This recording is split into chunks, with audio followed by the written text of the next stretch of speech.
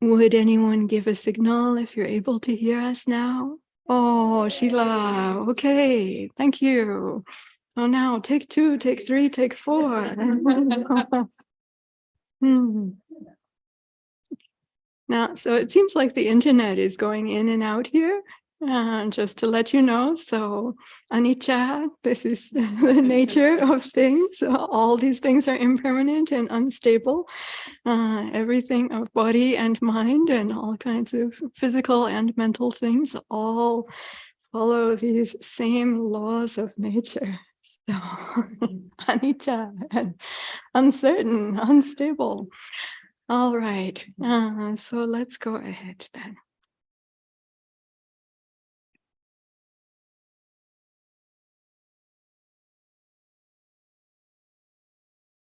Namo Buddhaya, Namo Varatanataya. Blessings of the Noble Triple Gem.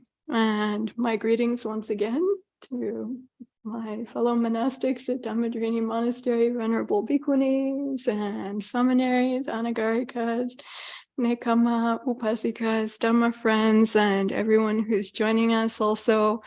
Venerables at Aranya Bodhi, Awakening Forest Hermitage on the Sonoma Coast, greetings to you, and also to all our Dhamma friends who are joining from afar.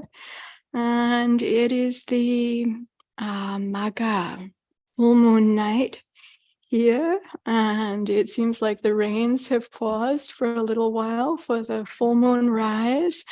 And there's a wonderful ambiance here at our monastery on this full moon night. I'm also mindful that actually around the country, all around North America, and Hawaii as well, and then also around the world, especially the Theravada Buddhists of South and Southeast Asia, all around the world are gathered together on this very special Sangha day, one of the special days for Sangha gathering in Buddhism, especially people gather together and especially undertake precepts, as many of you have for the day today. I know there are some who joined from this morning undertaking the Uposatha precepts for the day.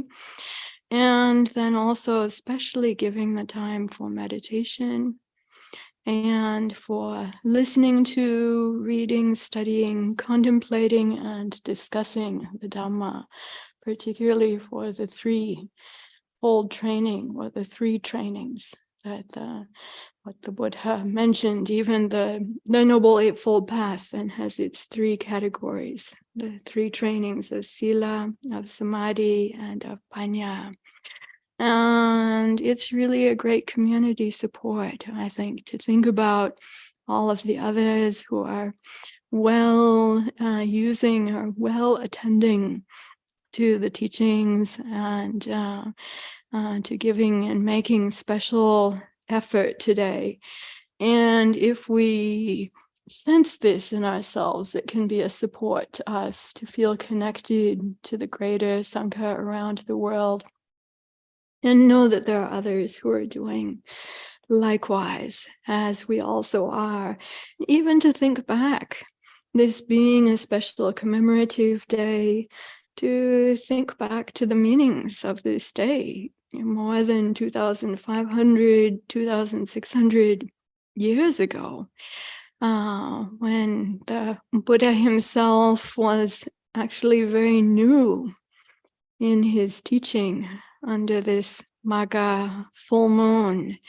And he had just recently encountered the 2 very keen fellows who were to become his foremost leading disciples, whose relics we have here behind us, very small portion of their relics on either side of the image of the Buddha. The noble venerables Sariputta and Mahamokkallana. So this is the anniversary then of the Sariputta's also the Satipattha's awakening, and then of the after the Buddha had then sent his early disciples far and wide, also of the first big Sangha reunion in Buddhism, which is said to have happened even spontaneously because they didn't have internet and they didn't send, no, they didn't. I mean, maybe they had Arahant internet, just through consciousness and intuition somehow, but they were all spread far and wide, and then all came back together again. So in 2,500 Arahants then came back together again under this full moon.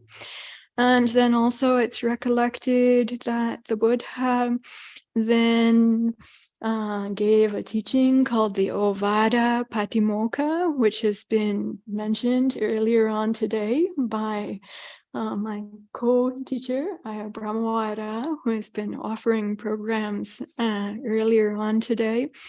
And the Ovada Patimokkha then is a very simple, it's a Vinaya teaching, but really it's like Dhamma and Vinaya are united together in this teaching. And so I want to mention that teaching briefly in a minute or two. And then also later on, then the Buddha, following year, then formally appointed his two chief disciples who I just mentioned. Mahamoggallana, then his great awakening day is 1 week from now on this coming lunar quarter. So he's still in that earlier year, still striving at this time, but he had met the Buddha, and on hearing the teaching of the Buddha in brief, he had first Satipattha hearing this teaching from the Venerable Asaji, who was one of the first 5 bhikkhus. Then Satipattha hearing this teaching, actually, even when he saw the noble Asaji, he knew that there was something very special there. And he had the thought that what he had been searching for, what they had been searching for, he thought he had seen it. But when he asked for one teaching, even in brief, then he experienced the opening of the Dhamma eye, entering into the noble stream. And this is entering the path of the Arahants. Then they see the Dhamma for themselves, catch the proper right glimpse of Nibbana for themselves. And then it's like a chain reaction, because then when he went to meet his friend, who came to be known as Mahamoggallana, then Mahamoggallana, they had been friends for a while, and they made a pact with one another, a seeker's path, a searcher's path. And then when Venerable Mahamoggallana saw him, Satipattha, then he knew, already he knew. And then just that knowing, that recognition right there. And then passing on, hearing that same brief, pithy, brief teaching of the Dhamma, then he too experienced the stream entry. But it was still then 1 more week for him after meeting the Buddha before he was going to have his own complete awakening experience. And then in the following year, with the Sangha having grown significantly up to thousands of members, and then also authorizing those leading monks, those bhikkhu disciples. Before that time, they always brought any new students to the Buddha to be ordained. But later on, then the Buddha, under this full moon, then authorized those, this is a very important step for the Sangha, then authorized those leading Sangha members to give ordination, to give the going forth and full acceptance into the Sangha at this time. So we can see how important of a day for the Sangha and for the heritage of the Sangha, you know, for the forms of the Sangha that we now have, also for the ordination, the entry into monastic life. All of this is in the hands of the Sangha and passed down in this way.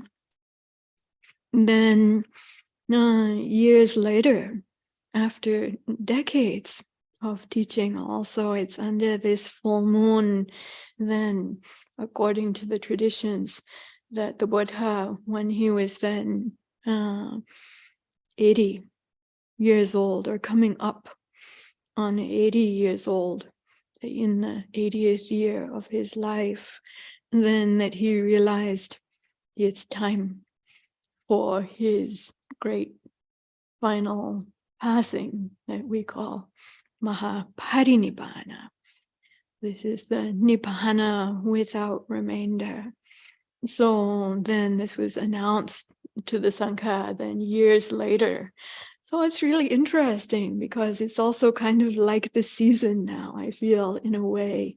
With the winter and the transition of the winter, it's like many of the old things, we're seeing the last remnants of the things from the previous year dying off. At the same time, we're seeing the new spring blossoms are starting to blossom. And so we have both of these things, at least here in North America, that are happening at this time, that are also, you know, commemorated on this day. So it's like strong recollection of the passing of the old, and then the, you know, heritage, the Buddha's heritage to the Sangha, and then also the new beginnings of the Sangha, you know, for the Buddha himself, and then this kind of moving towards the second new beginning, to what it was to have the Buddha, Dhamma, and Sangha without the living physical body of the Buddha present anymore.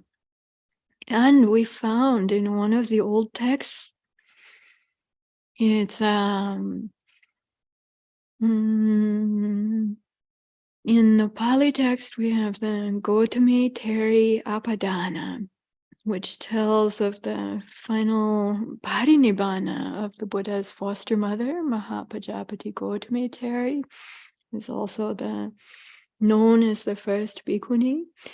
So we have this in the Pali text, also recorded in Tibetan. The version is recorded in Tibetan, also versions recorded in Chinese. Basically the same, some small differences are there. Like for Satipatthanas Sutta, also recording, it's basically the same, but also some small differences in these old recordings, these old translations.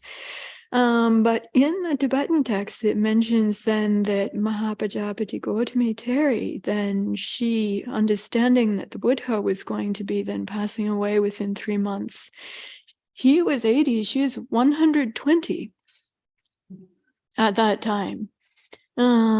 So elder, quite elder. So she felt that then that was the signal for her, that was the time for her to be going, and that she should enter parinibbana before the Buddha.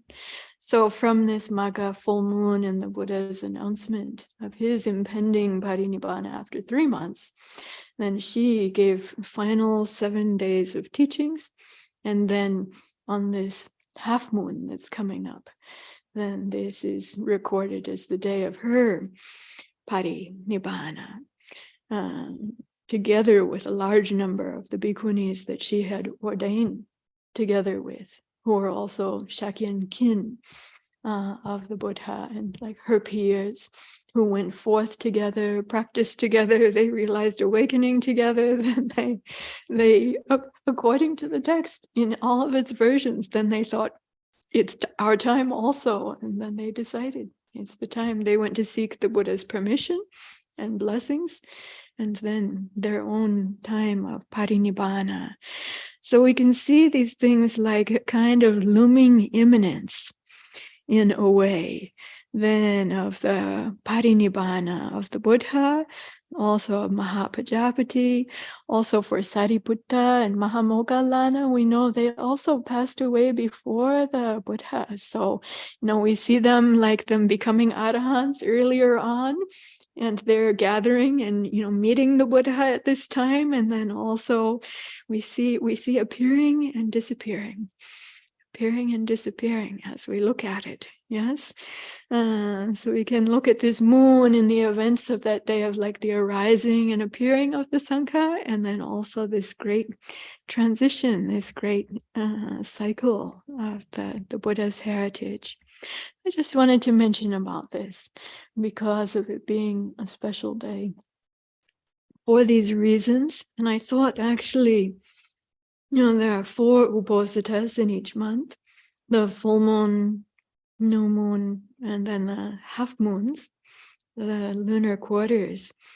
I have an idea, maybe our winter retreat Uposatha program we determined to share on the full moon like today, and the new moon, 6 of them, but I thought maybe I will one more for Mahapajapati Gautami Theri's Parinibbana next week, that day, maybe. No, I have to talk to my Sangha members about this, but I considered about it because I really, as our, passed down as our founding Bhikkhunī and her great Mahaparinibbana, and that of so many of the founding Bhikkhunis, we want to honor and remember and appreciate this puja cha pujaniyanang, honoring those worthy of honor. Etamang kalamuttamang is one of the highest of blessings, the Buddha said. So with that introduction, then, as promised, I want to come back to the Ovada Patimokkha, because I think there's a connection here.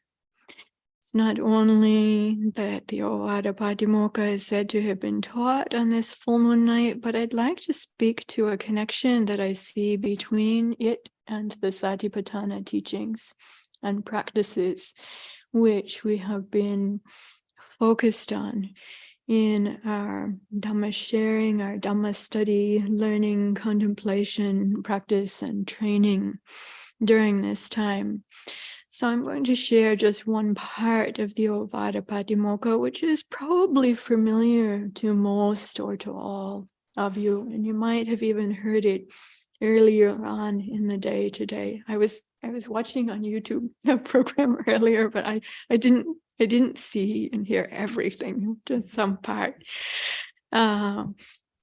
So a part of the Ovada Patimokkha goes: Sabba papasang Ācarinī kusala supasampadang Satchitta pariyodapanam etang buddhanasasanam.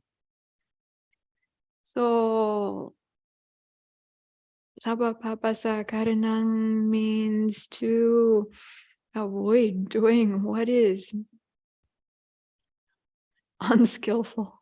Avoid the causes of suffering. In Buddhist terms. It says not to do evil, but in Buddhist terms, this really properly means like coming out of and avoiding the causes of suffering, what is akusala, unworthy, unhealthy, unnoble, unwholesome, not leading to benefit, not leading to liberation. And then kusala supasampada, and then to enter into this shared base of training and of realization, of experience of what is kusala, and that is what is noble, wholesome, worthy, truly beneficial, and liberating. in the Buddha's teaching. There are two kinds of kusala. One is just what's good and has, just good results, but then it's like bound up. The other is unbound, free. That's the kusala that's liberating, that is far more unique to the Buddha's teaching. But then the third aspect, because there are three aspects. If you say, okay, avoid the negative, do what's positive. Those are like two main sides, right? Do and don't do, to be done, not to be done. But then there's one more, the third, and this is the one that I want to focus on here right now, and that is the Sacitta Pariyodapana. And that means for the mind, the citta, the mind or heart. Pariyodapana means to clean up. Even this word is like for the hall before the moon day, then it's like going around and cleaning up, dusting and, mopping and preparing and like cleaning it up really well all around. This is Pariyodapana. But this mentions specifically for the citta, for the mind, for the heart. Some people say, what is it? That this is even not just a result of the first two, but a cause. Because if we don't do that, if our mind is not clear, then how do we really know? We have to rely on others for what they say. When people say, you ask them what's good, what's bad. There may be some agreement, some commonality among people, but there are a lot of different ideas around there. If your own mind is not clear, and if you don't see and know clearly for yourself, then you always have to rely upon the others. And this is just fraught with difficulty. If you're lucky, like Sariputta meeting the Venerable Asaji, then he felt he knew and he was right. Yeah. But how often we've been betrayed or mistaken or just confused or doubtful because of people saying so many different things and showing so many different things, so many different values. So the Sacitta Pariyodapana is said to be not only an effect, but of keeping good sila, and of following those who are wise, but then also a cause for being able to truly see and know for oneself, to develop sampajanya, or clear comprehension, clear awareness of what is actually truly kusala and akusala. So you start with the theoretical level, but then even you have a good theory, still you have to apply it to the circumstances. And then it's like applying it to the circumstances, matching up well with the circumstances. This is called then sapaya, sampajanya, and kochara sampajanya, to train within those circumstances and further develop that sampajanya, clear awareness, discernment within the circumstances. Yes? So then this reduces delusion. Then you move towards asammoha sampajanya. So this sati sampajanya training that we're working with here now, this is very important. The asammoha sampajanya, then you've gone from theory to application to discernment within all different kinds of circumstances, to then having this base of clear awareness and understanding, discernment progressively, further and further, where you see and know truly, clearly for yourself. So you have that basis. And this is also for the Ovada Patimokkha, then this is how it works. For the third aspect, then relating back to the first and the second, what is not to be done, what is to be done. So the base of seeing and knowing for oneself. And this is, of course, then ever so important in the Satipattana training that we're working with right now. I'd like to mention a little bit about this, and a little different than normal. I feel like today I would like to speak a little bit first, then have our meditation time. Rather starting with the meditation time and sharing more Dhamma reflection afterwards, I'd like to speak a little bit first and then go to the meditation. With regards to the Satipattana, Ayya Brahmawada has been sharing from the Satipattana Samyutta, the connected discourses on Satipattana, and I'd like to just take a look at the intro to the Mahasatipattana Sutta now and make the connection here. So the Buddha says, this is the intro to the Mahasatipattana Sutta, Ekāyano ayang bhikkhave Maggo satanang visuddhiya.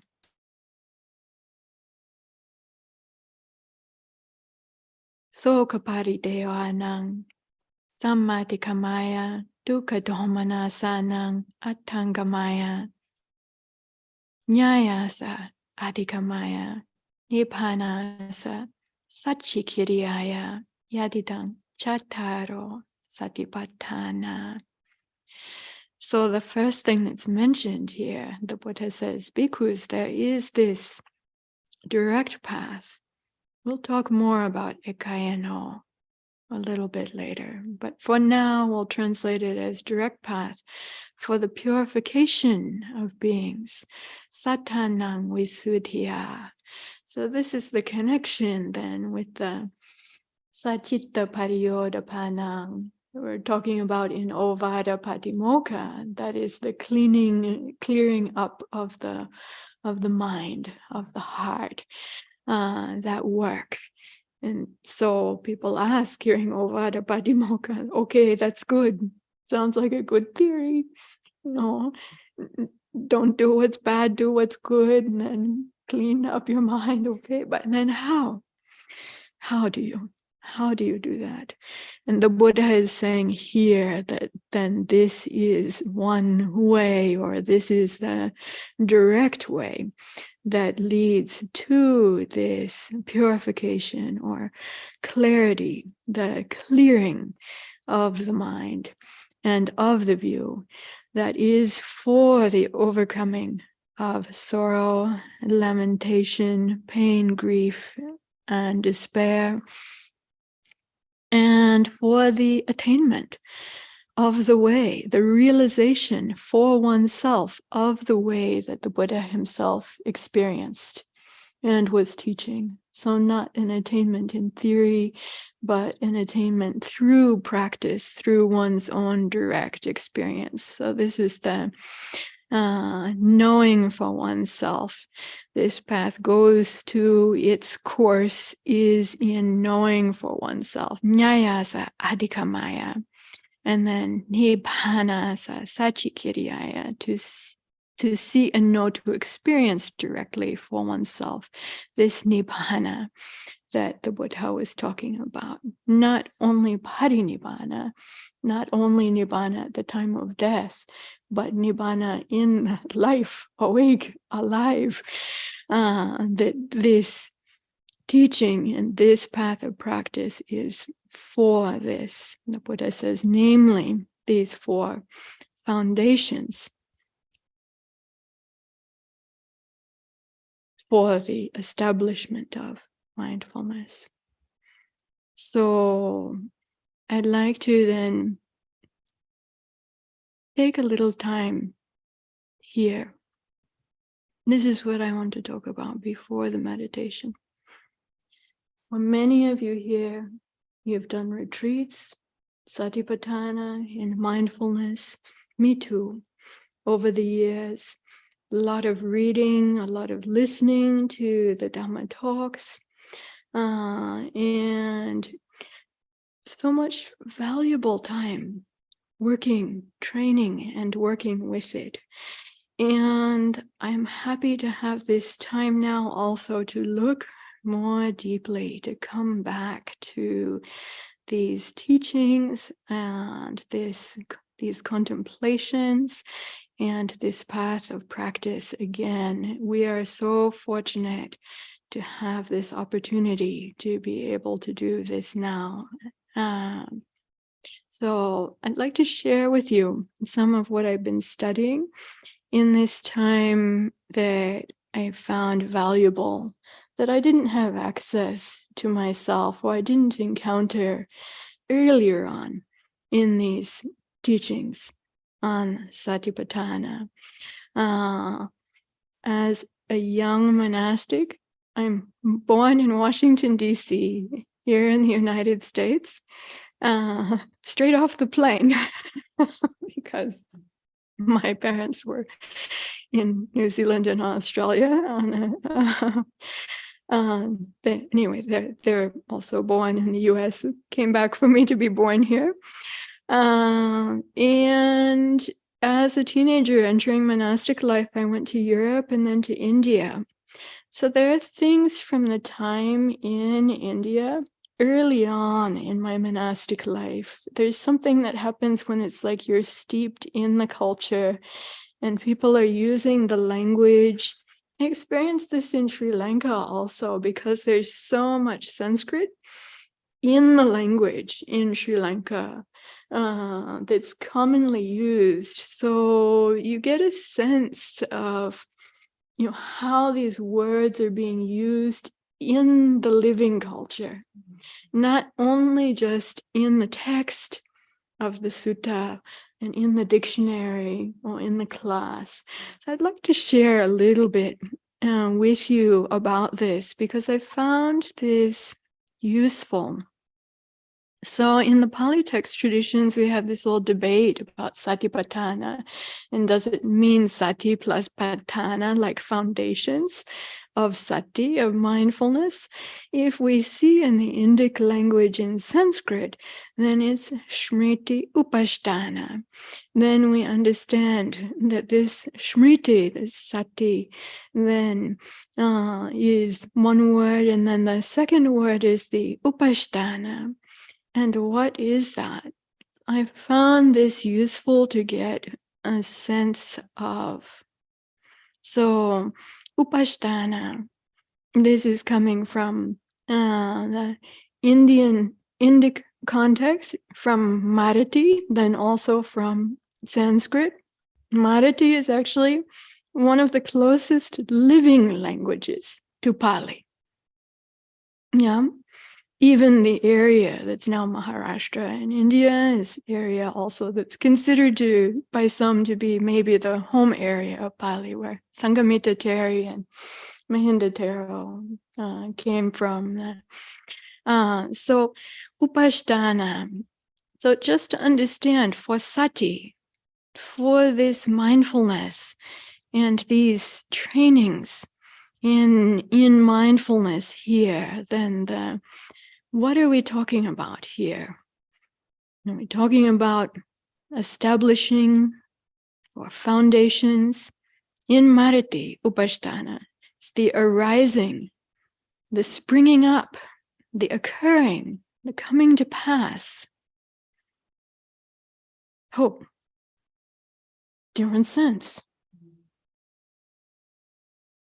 When we're talking about sati, and we combine that with upatthana, or Satipatthanas, upatthana, then the bringing up, the arising, the bringing up then of mindfulness, and then it's occurring, means then sati being brought up and then happening, yes? Also, upasthana is used as a form of worship. It's used religiously. Outside of Buddhism, it's very important in the religious context. This is important here because in the Buddha's teaching, then the Buddha was using terms, using symbology, using ideas that were present in the culture, the things that were so important to people, the fire, the wheel, the Atman, teaching the first three teachings. Then we have the turning of the wheel. The wheel is so enormously important and such a symbol of power in the culture of that time. And still now, just think of all of the things that depend upon the wheel in our culture now. It's not so novel to us, but if we think about it, let's just imagine without all those cars and all those engines that are running on the wheel, just all gone, right? What about the fire and the mastery of fire? At that time in the Vedic traditions, the fire is so important. This is like, you know, the Brahmins then, fire is at the center of also worship. Yeah? Of the people's sense of like what's so fundamental in life. And then also we have next teaching, Anatalakana Sutta. It's talking about Atta, the self, or the Atman, the soul, right? And for religion, how important, and even just ordinarily, let's just take out that word self and that idea of self from everywhere all around right now. And you can just think about it, even trying to do that, and you just see it's how prevalent, how strong, how important. Here with the Satipatthana also, we have something like that. I'll share with you about it. So in Marati, for worship, also as the source of mystic prayer, Upasatha. So this is something that's then deep in the religion. But like with the wheel, the Buddha is going to turn this in his own way for the purpose that we just saw in the introduction. The purpose for this has been stated right up front. Yes? So the Buddha has taken the wheel in hand and then using it for this, applying it for this noble purpose, right? And then teachings on fire, the whole fire thing, also looking at this in terms of the Dhamma that he realized and then applied for noble and liberating purpose here as well. So also in Sanskrit then, Upasthana, presence. And here's a part that I find really useful for working with the Satipatthana, to understand about this. Because sometimes I feel in English and Polytext tradition, we get a very technical sense about this that can even sometimes be dry. But in the Indic language, then Upasthana also means the presence, proximity, nearness. We're talking about approaching and then coming very near and into the presence of, in a way that is considered to be intimate, in a way that's considered to be religious, in a way that is involved in other religious traditions with prayer, and even with what's considered or called to be like divine union or service to God. These very words, what we have in Satipatthana, this Upatthana, this is used for this. And the Buddha is then connecting this with the Sati. So for me, when I understand deeply about this, it's like in a way, sometimes we get a theory first and then the practice comes afterwards. And we realize in the practice, also sometimes we practice and we experience something, and then it's like we get the theory afterwards. And oh, right, yes, right, that's what it's like actually, isn't it? When you practice with the Satipatthana deeply, isn't it like that? Yes, these are the feelings that one may experience. That is like this is the religion, this is the divine, this is like the life, right? And you know, so these experiences may come. Even I heard from some people sometimes when they felt like just one moment for the first time in their life, they became fully mindful. They explain that it happened. It's like a religious, like talking about the religious experience. And even with regards to the breath, even to be able to take one breath in and one breath out and like be completely wholly, fully intimate, present, and aware with that is sublime, isn't it? If anyone experienced, and then I know we train ourselves, and sometimes it's like a long time and like trying to work with the breath or coming to the body and working with mindfulness of the body, and it's like training and training and training with that. Nope, not like that for me. I'm not having any moments in the mindfulness zone like these people are talking about. No. But even one has even one moment, even like just 1 second or 2 seconds or 3 seconds in a lifetime that's like that, then we can understand why the Buddha would say with regards to merit, so many things that are so considered to be so meritorious that people make effort in merit to do things that are charitable, to do things that are moral, in so many ways. And yet it's said that even one moment of mindfulness, like true mindfulness, is then surpassing these things in merit. So what's being talked about? Is it this struggle that I'm experiencing with trying to follow my in-breath and out-breath? That's what's being talked about? And of course, then this is applying and directing one's mind to what is considered to be most, wholesome and skillful and helpful and progressive, and is said rightly to incline really one way only. This Ekāyano means when practicing with this rightly, there's one way for it to go. And it's not what so many of the corporate mindfulness teachers are necessarily talking about. It's the point, the purpose is not necessarily for your greater productivity, your income, to be able to shoot more on target, or these kinds of things. Those might be considered some kind of like side effects, right?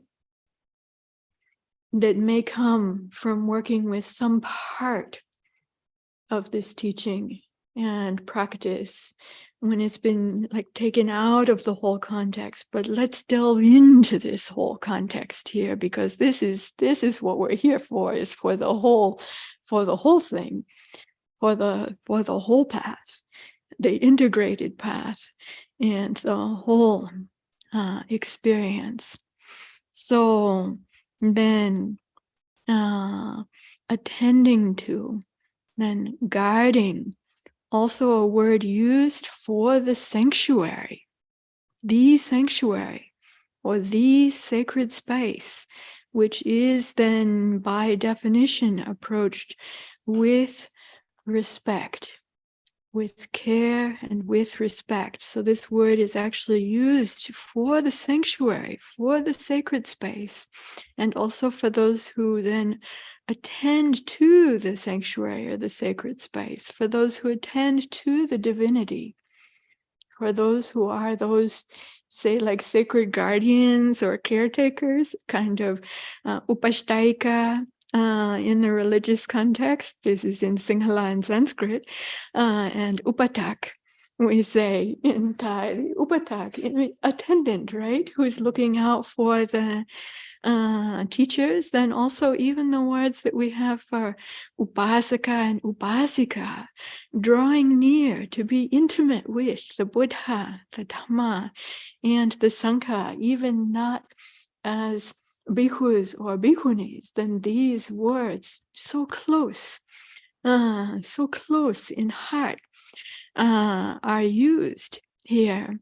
Then also used related to fulfillment, coming to an end and to perfection, pariyosita, with regards to the living of the holy life, with regards to the brahmacharya. Now, all those who undertook brahmacharya precepts today as part of the 8 precepts, then this is supposed to be one of the great boons of undertaking the Uposatha practice, even on the Uposatha, that one has a chance to draw more near and practice more fully what the Buddha himself, in the way the Buddha himself lived. Yes? And then these words are also used related to monastic ordination, even the full ordination in the Buddhist Sangha, and then also in the Vedic culture. The Uposatha is used also in the Vedic culture. So when we come back to the Ovada Patimokkha here, Kusalas, Uposatha. Uposatha is the word that we use for full or higher ordination of bhikkhus and bhikkhunis in Buddhism. But this Ovada Patimokkha teaching is not only for bhikkhus and bhikkhunis, it's for all of us. It's for everyone who would attend to, contemplate, practice, and benefit from the Buddha's teaching. But it means to enter into the shared base of training and of knowledge and of experience and realization together. This is the fundamental meaning, not only of the monastic higher ordination, although this word is used for the monastic higher ordination. Then also one of the definitions is panya alambana, which means what sets up panya. It's like to be able to, upasthana, one of the meanings also is to be able to like put up, to display like a screen. You have then it provides a context or form or a media then that's set up, that's put up. You develop, you establish that for panya, in which panya is wisdom, insight and wisdom can occur. So it's creating, or rather availing ourselves of the context in which insight and then panya, wisdom, can occur. So setting this up, establishing it. So this is some part of just Satipatthanas, Sati plus Upatthana or Upasthana, that I wanted to share with you in terms of the meaning and in terms of the context. So this is very deep and broad, even in the Vedic culture, greater Indian culture, both used practically, then also very much actively used in religious terms. So the Buddha is then taking this powerful and even still prevalent religious terminology, and then saying in his teaching, this method for the sati, with regards to the sati, this to set up, bring up, establish, enter into, become fluent and intimate with this. Yes? So this is the first part that I wanted to share with you. Is one word. I'd like to share one more. The one more that I'd like to share is a word that really came to mind so strongly and so clearly when the idea was broached about having focus on Satipatthana for our winter retreat time this year. And that is about the Ekāyano. So I know Brahmavada has already mentioned it sometime, and I'd like to mention it a little bit more.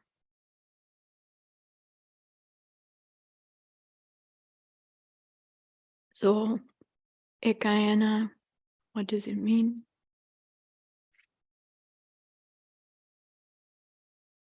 Give you some definitions here from the greater context and culture. It's not only coming from the Pali text dictionary. Closely attentive. Intent. Means when the mind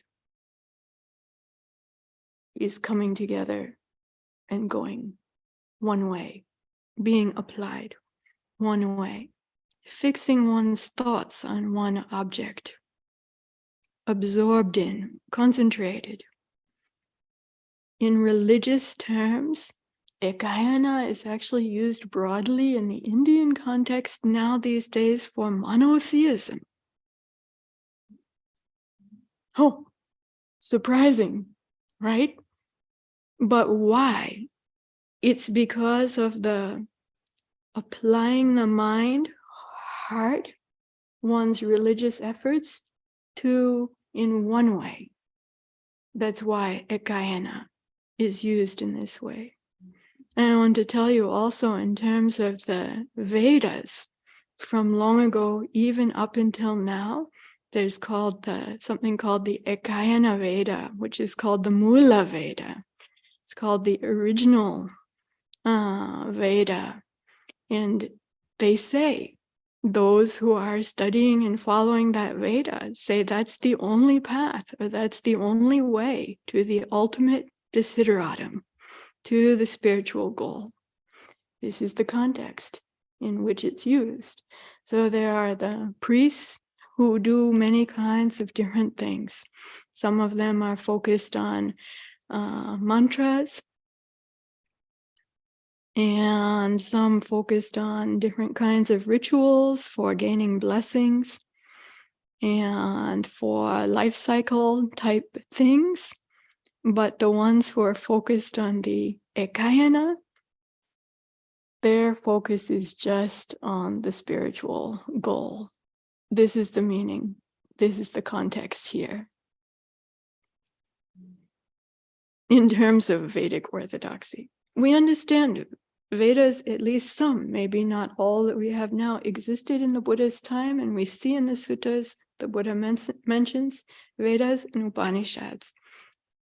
Being aware, probably he was educated in these things as a young person with education.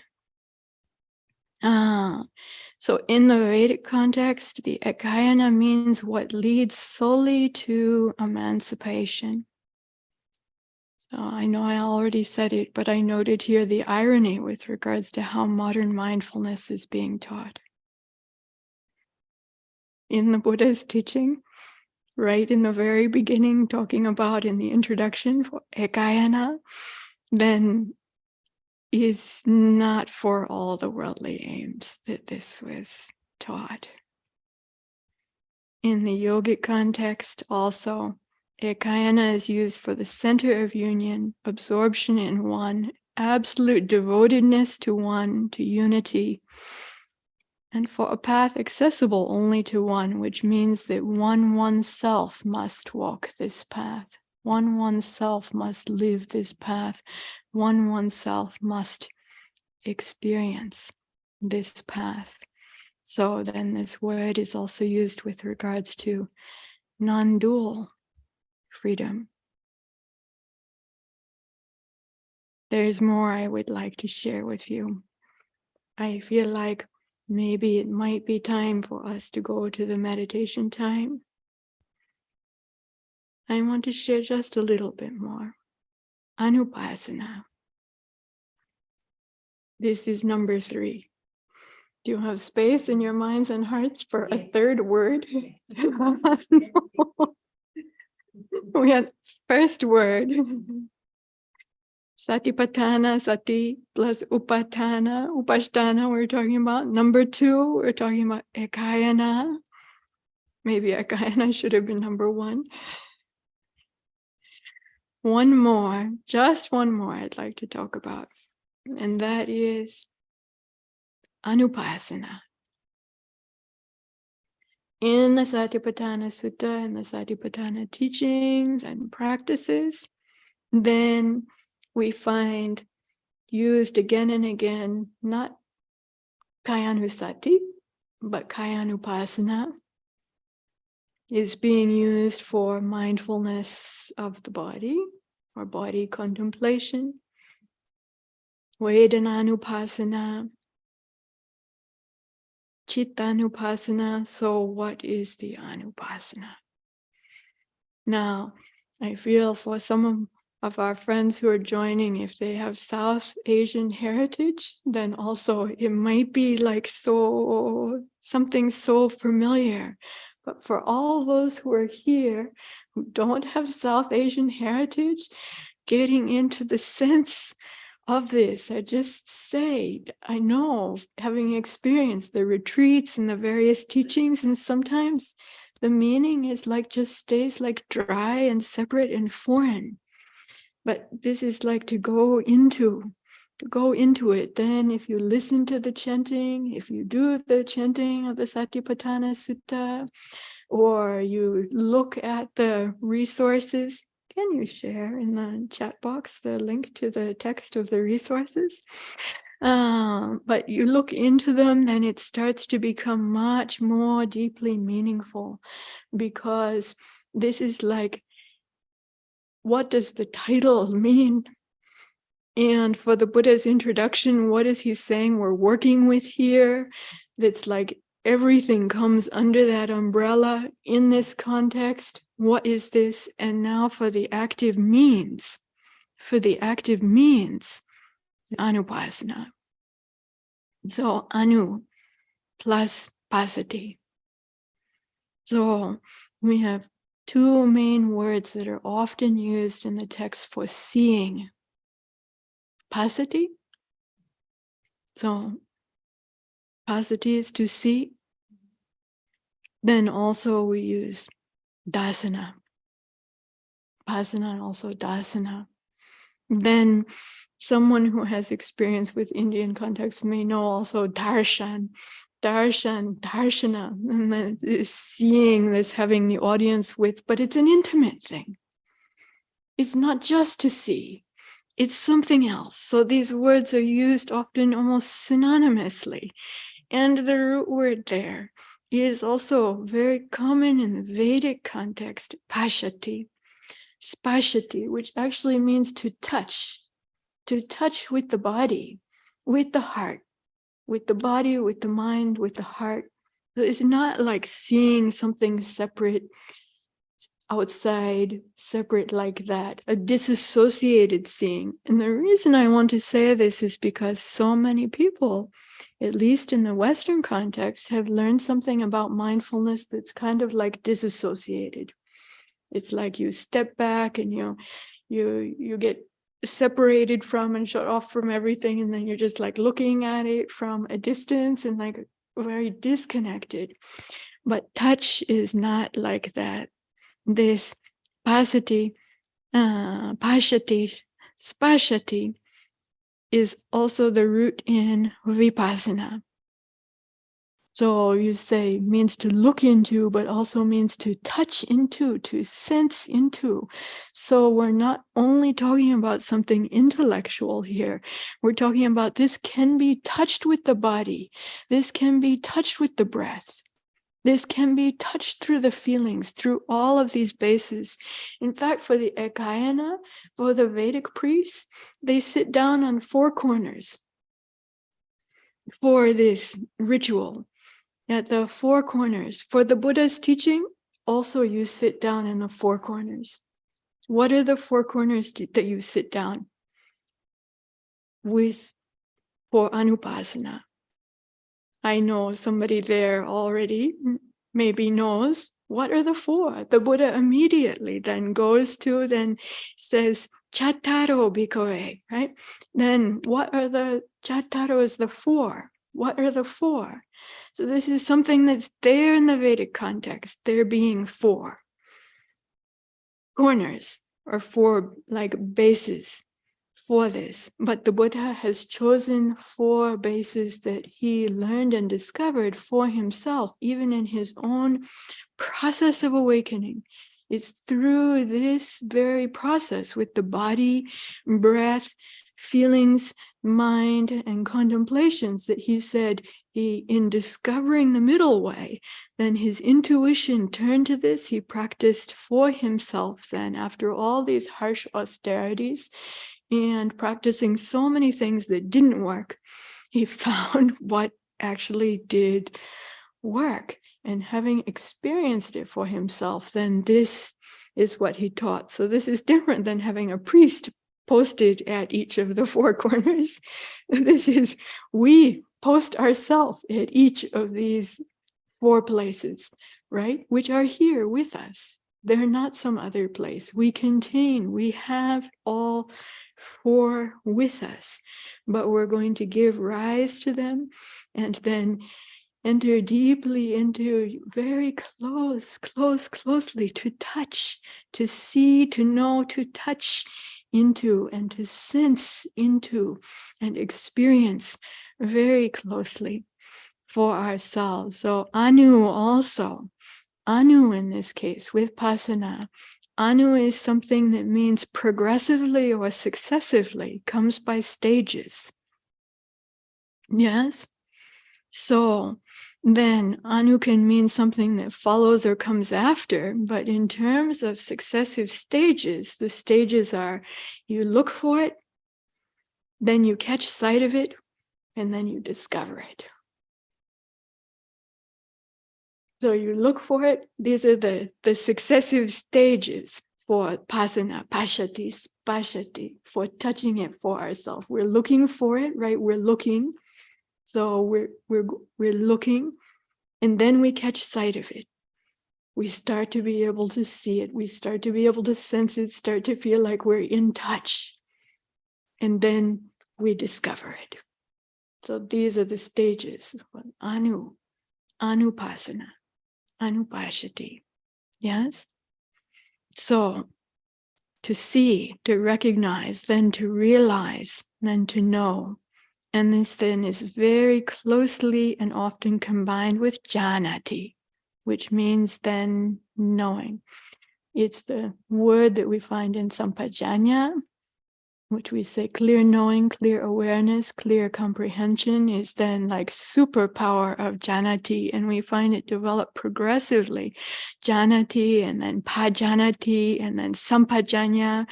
It's like stronger and even could be called like prajanya is more holy, more sacred, and then sampajanya is even more inclusive, including everything. It just all becomes much stronger, but the root is in the knowing. So to see, to recognize, to realize, to know. So spashati, to touch, to make evident or clear, and then to inform. Even we have spy in English, its root is also in spash. Yeah, but he's look and get that information. So I feel like all the English translations that we have for anupassana, when we try to get one word, don't all really like get into this deeply. So when we talk about looking into, this is quite literal: investigation, introspection, examination, exploration, analysis, researching into, delving into, probing, scrutinizing, surveying, studying, reflecting, and contemplating. And I don't know how you feel when you hear these words, but for me, many times also, this can have a kind of like a dry intellectual sense to it that doesn't get into the meaning in the same kind of way as I hope you're able to get from hearing this introduction to these three like primary leading and introductory, and then main like practical, effective words that are used here in this teaching for practicing with it. And I have to say that, at least for me, this makes a difference. It makes a difference in terms of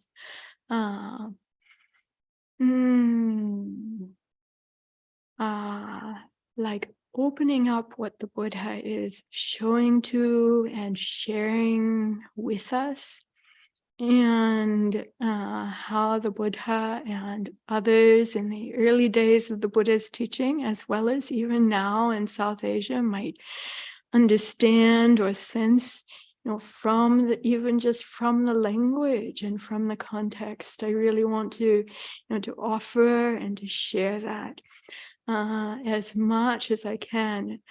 And for those who have such experiences in the practice, to let you know that you're not out in left field. It's not something, wrong or weird or strange that you're having what feels like and seems like a religious experience with your Satipatthana practice. That in the context in which the Buddha is introducing this would have even been done deliberately. To use these kinds of words, these kinds of symbols, and then also give unique, powerful, effective teaching that leads to the experience, the training, through the training. So now I'd like to offer some time for our meditation. There's more that I wanted to share with you, but may I be content for now and happy, and may we just touch into, explore, see, know, catch sight of, discover for ourselves. And if we're already very well established, well familiar, then just the offering of the time of such relief and comfort and ease as it is to take refuge in and to course in this way, this path of practice.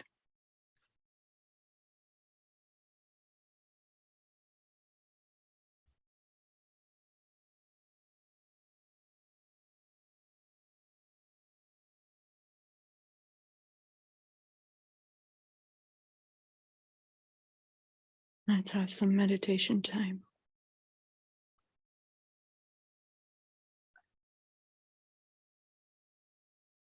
I'm going to ring the bell once to begin and 3 times at the end of our meditation.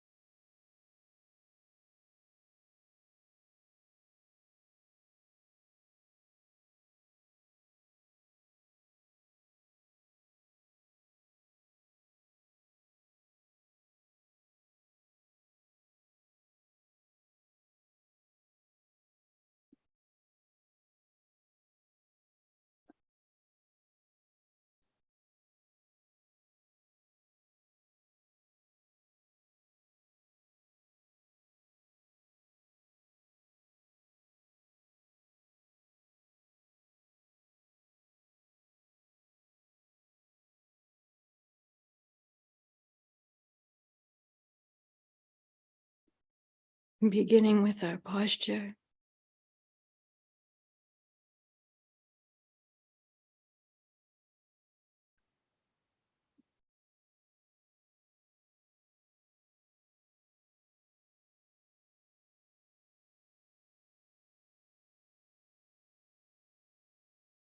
Making of ourselves and our bodies and minds now an island in a way.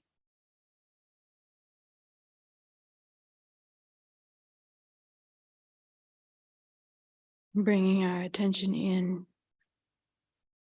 to the body.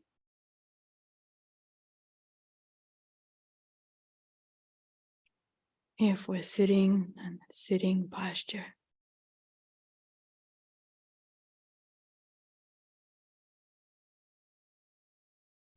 Bringing mindfulness to the fore.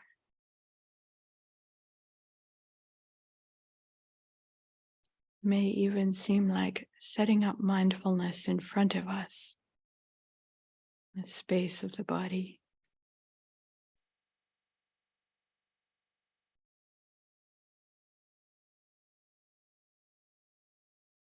The body sitting can be like half a circle or half a triangle.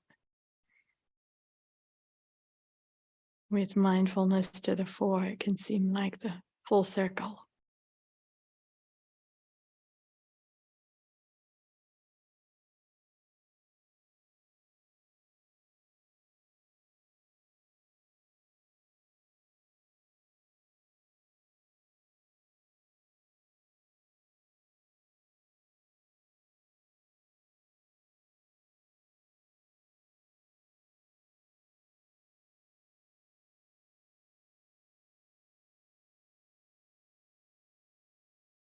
Coming to the breath. Feeling the breath in, the breath out.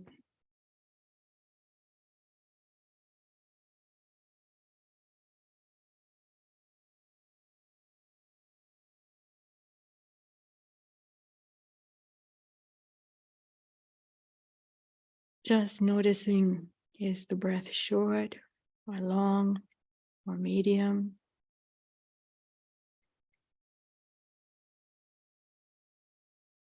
To start, just noticing the breath.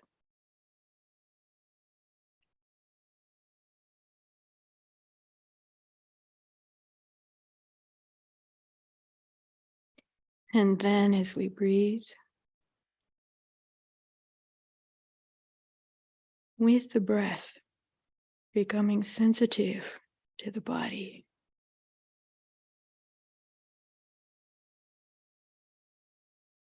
As we breathe with the breath, experiencing the body as we breathe in and breathe out.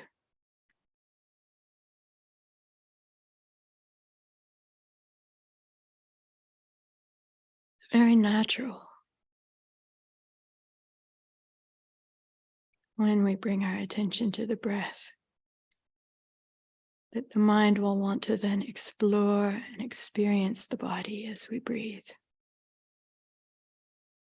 Moving around, spreading around to different parts of the body.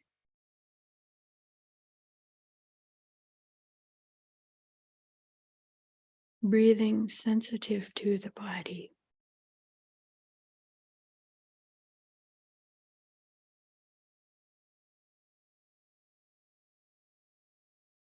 Breathing in and out, experiencing the whole body.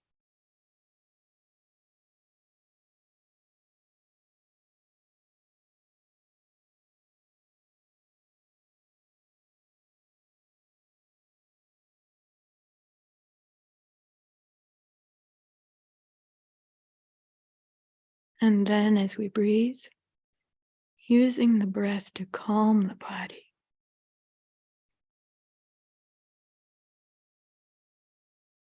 Calm the whole body. Parts of the body like calming the belly. Using the breath to calm the shoulders, the back. even out into the arms and legs. Even bringing calm from the top of our head down through the shoulders and chest and hips and through the whole body.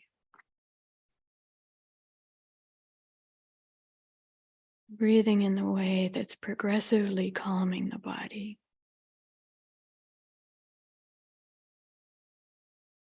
Releasing, relaxing, opening, unbinding. Noticing where we have the feelings of relaxation with the breath.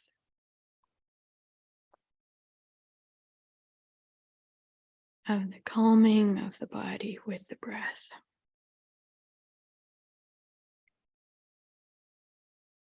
Where we feel and notice it most. Is it in the belly, the chest, the fingertips?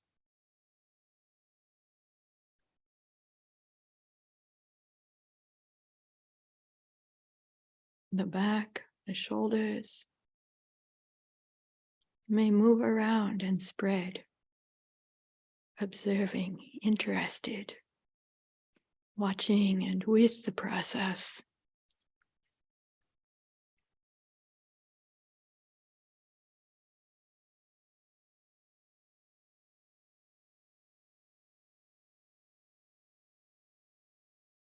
Notice where the points of contact are with the breath.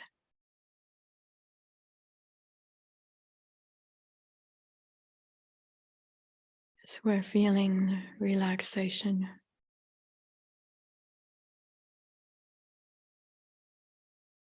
See if the mind comes to and draws to a primary point of contact.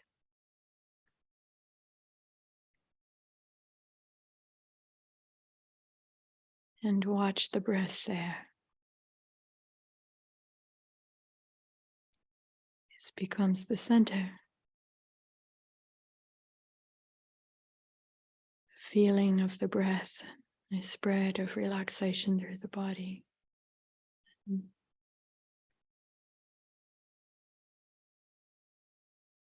With looking at that point, we become more deeply calm.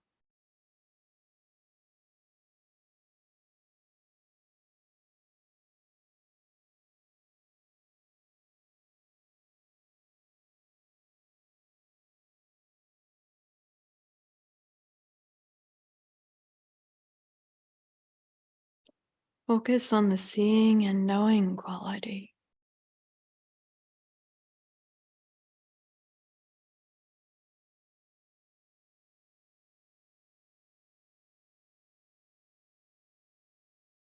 As you're watching that place.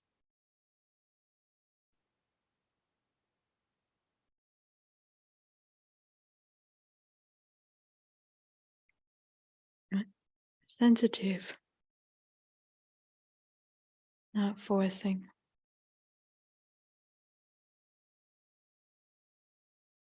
Sensitive awareness.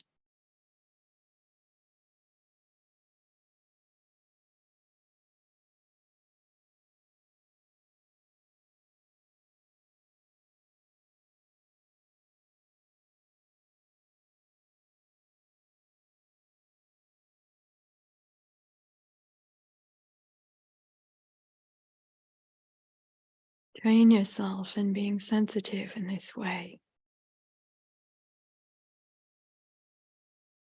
You don't have to get it right the first time. You might notice that your mind pushes too hard, or is kind of squirmy.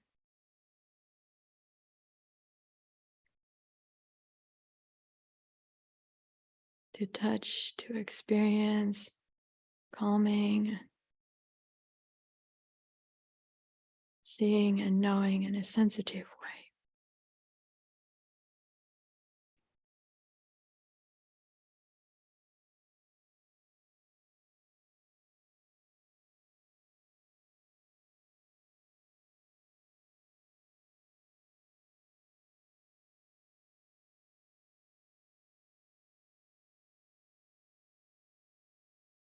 Still knowing the in and out breath.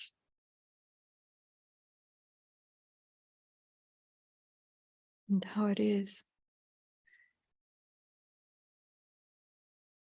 If it naturally becomes smaller in motion, this is normal.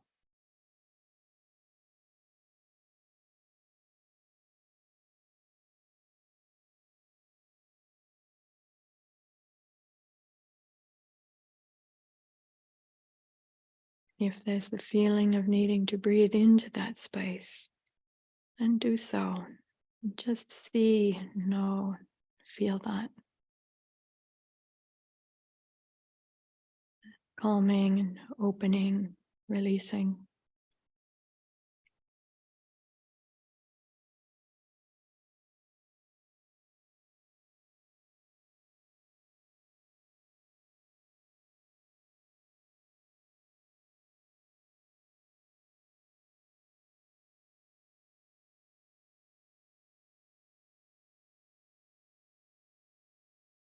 Train yourself in calming everything in the whole body.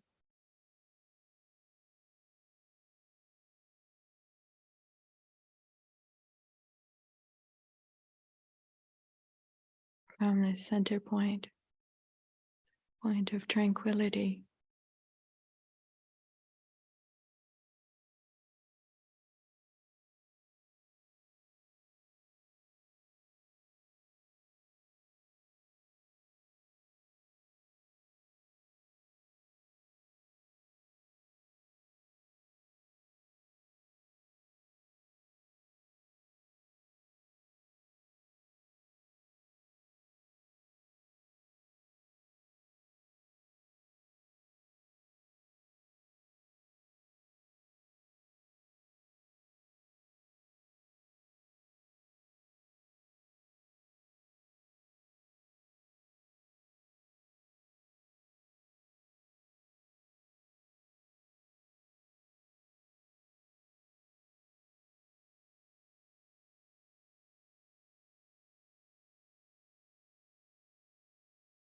Sense inside the body,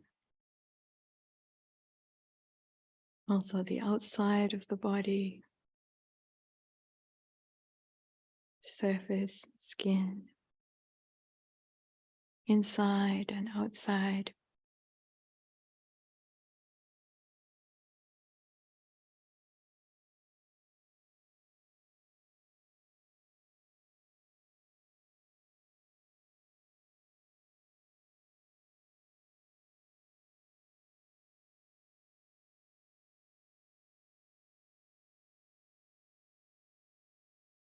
Noticing the rising and falling of the breath.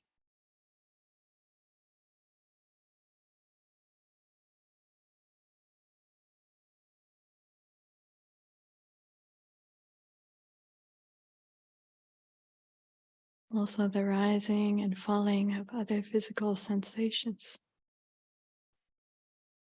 perceptions, how they're appearing.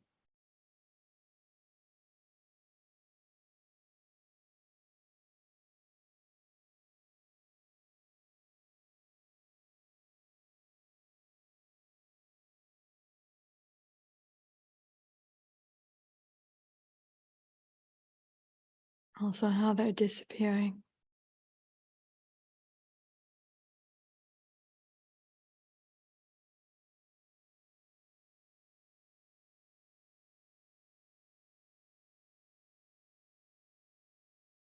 Notice how sensations and perceptions are appearing and disappearing.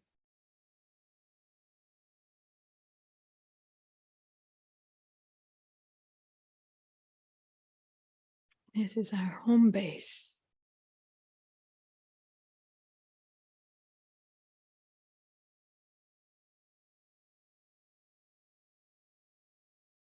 This is good to establish very well and come back to again and again and again. As we go out exploring with Satipattana, or go in exploring looking into, contemplating different things. We'll come back to this again and again. We should well establish our home base.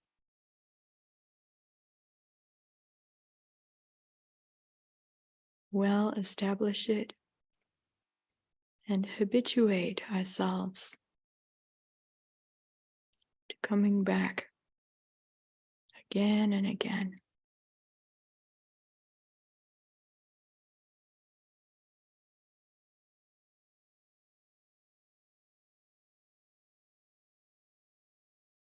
These three parts: contemplating the body internally and externally,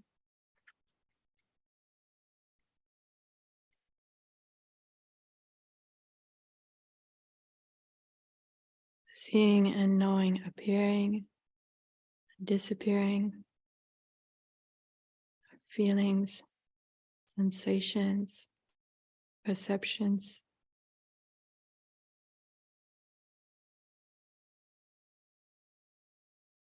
and then just the knowing.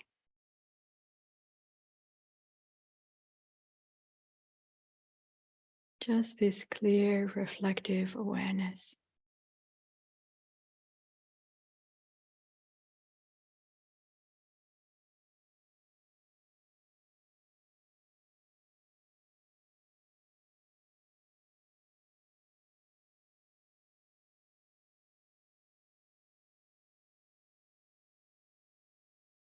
Letting just knowing and awareness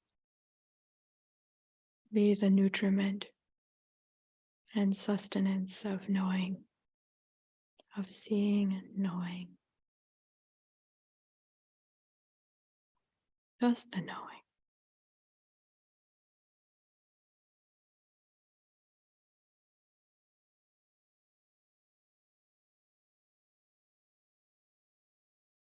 Really sensing and touching into this knowing quality.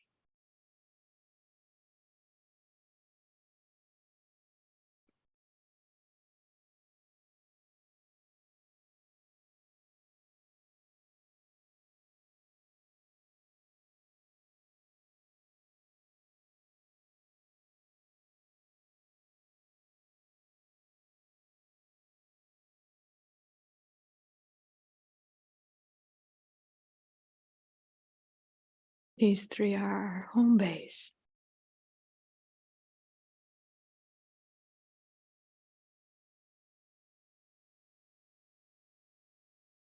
Sensing, seeing, knowing the body internally and externally. That's the interior and exterior of this body.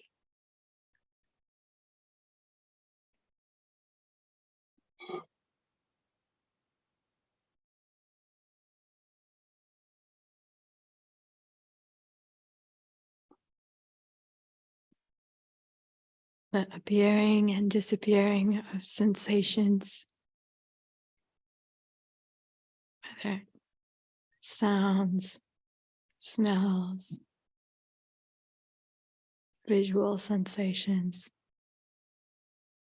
tactile sensations.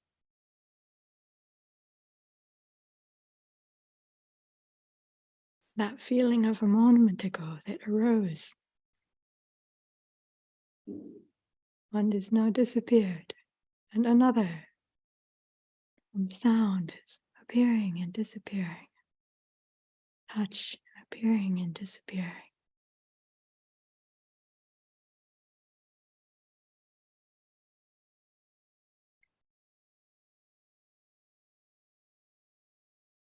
And coming back to the knowing. Just to that quality of knowing, seeing and knowing.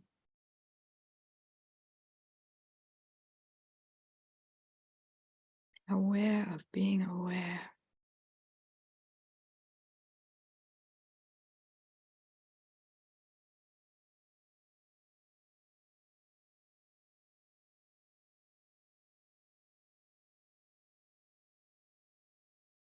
not involved with anything else. Just giving attention to the knowing. Abiding with and in the knowing.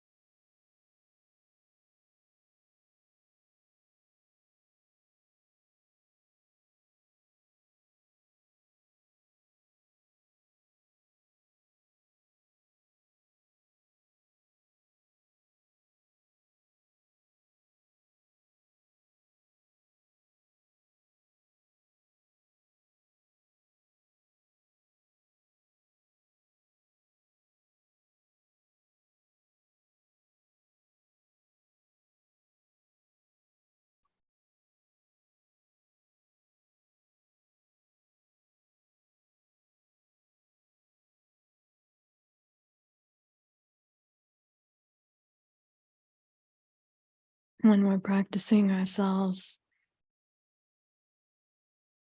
and then it's time to move, then also to just notice the motion.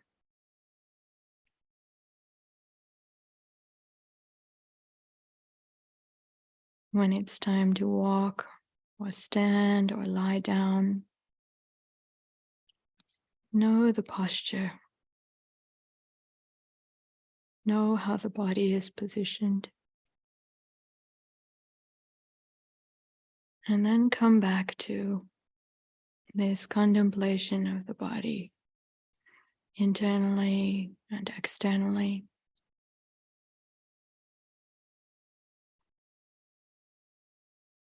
The appearing and disappearing. Come back to the knowing.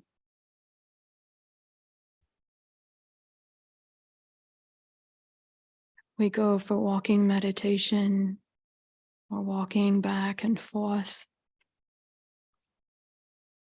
Just know that we're walking back and forth.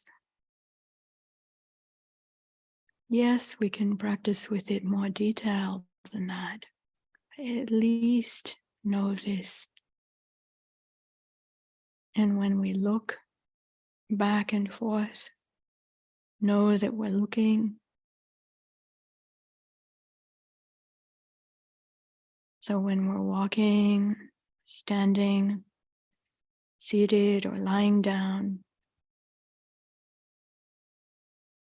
when we're falling asleep, when we're waking up,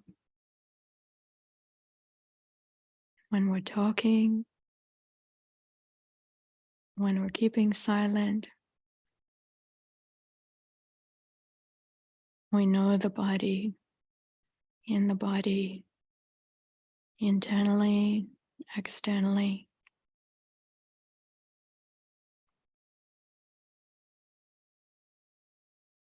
We see appearing and disappearing, sensations, perceptions. We come back to the knowing, just the knowing.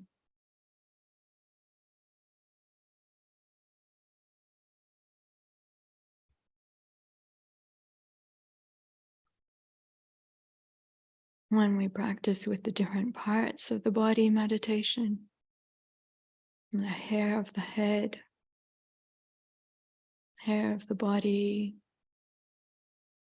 nails, teeth, skin, all of the various organs, fluids.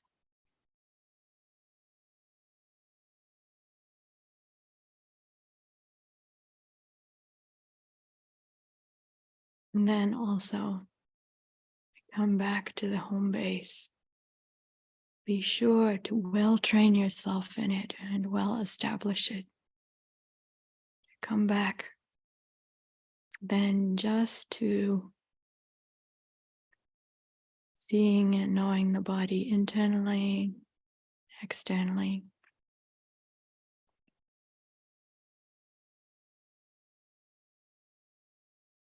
Rising and passing.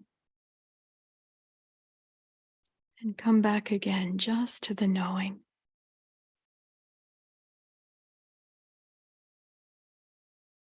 This is the home base to return to again and again.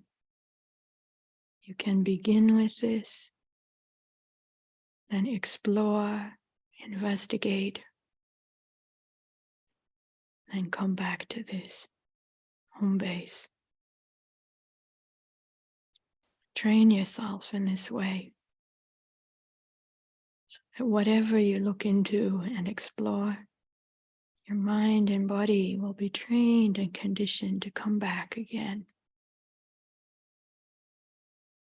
to this very basic awareness, whether walking, standing, seated, or lying down, looking this way or looking that. Mindful and aware of the body internally and externally, of appearing and disappearing, rising and falling, the breath, all sensations and perceptions, and come back again to the knowing. Only the knowing, just the knowing.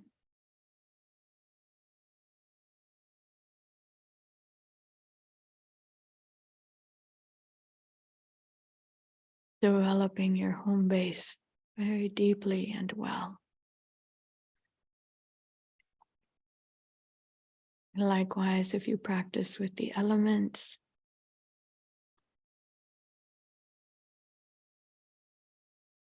earth, water, fire, and wind, the great elemental properties, exploring, investigating, looking into them internally and externally. Come back to appearing and disappearing, rise and fall, and only the knowing.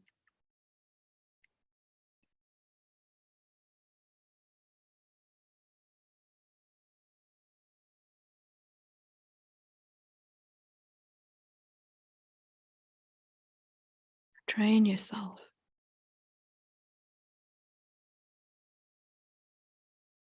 Whether sitting, also standing, also walking, also lying down, before going to sleep, when waking up, when looking one way, looking another way, when walking here or there. And come back again, knowing the body internally and externally. Breath, rise and fall, sensations, perceptions. Only the knowing. Home base.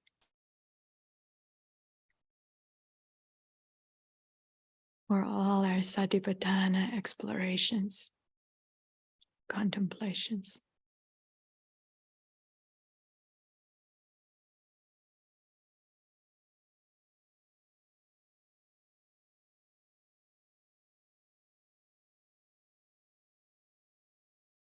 If we enter into the charnel ground contemplations,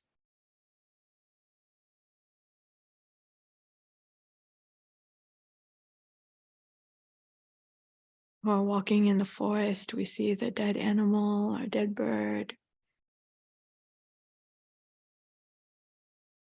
that's just passed away recently, or that's been partly eaten, or where there are worms and maggots, or just a little bit of bones and feathers and beak still remaining connected. Or we come upon an antler here, pile of shells at the side of the creek or on the seashore, bleached white bones.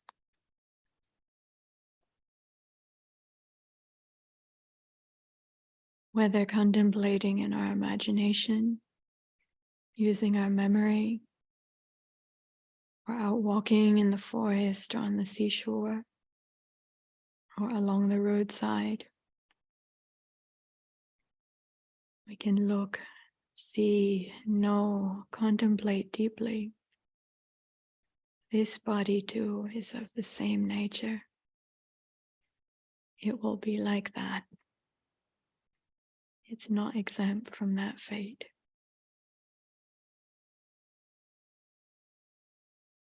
And then we come back again with that knowledge and understanding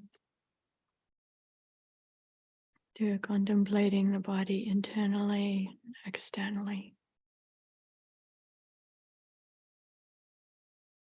Seeing rise and fall of the breath, feelings, sensations, perceptions, moments of awareness, consciousness flickering in and out of existence.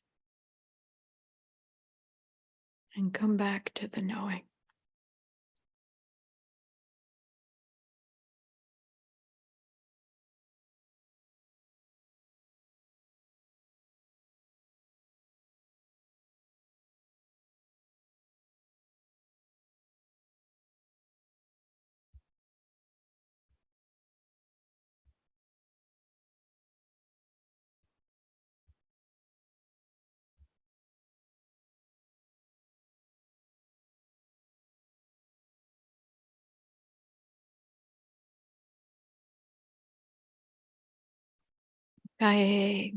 Kayānupassana, viharati, atapi, sampajano satima, vinayaloke, apicha domanasan.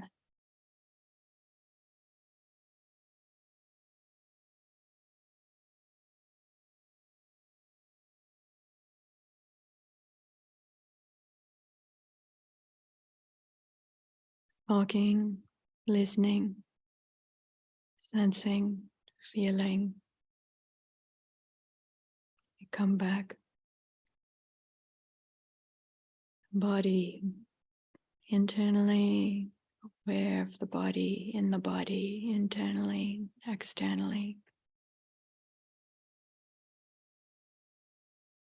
Rise and fall of the breath. Appearance, disappearance of sensations, perceptions, consciousness.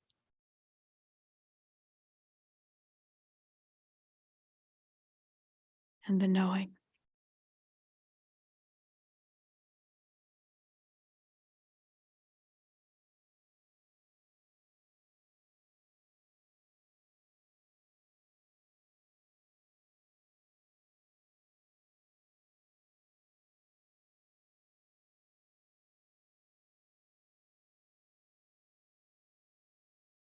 Hearing, appearing, disappearing.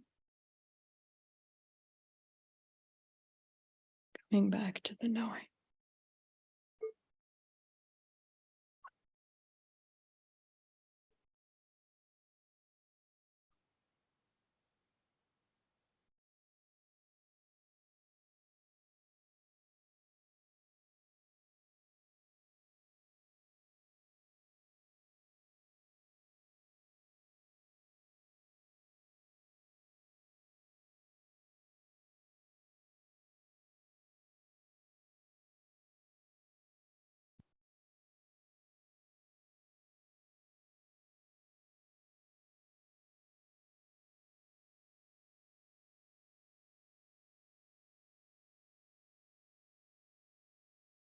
Rise and fall of the breath.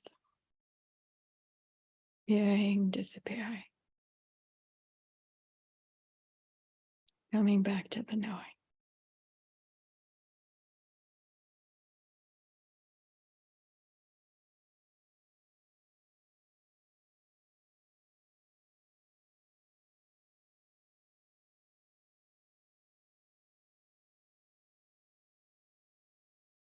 Dear Venerables, Dhamma friends, I'm interested in your thoughts, your experience, questions, what you would like to share.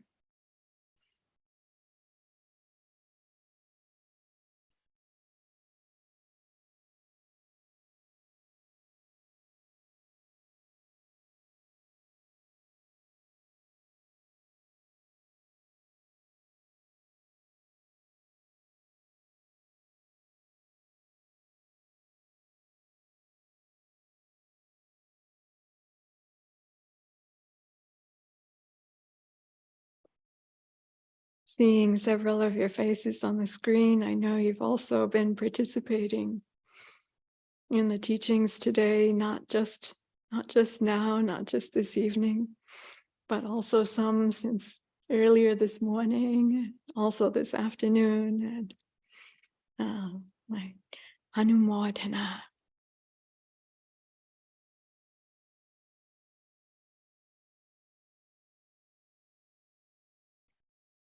Sheila, would you like to say something?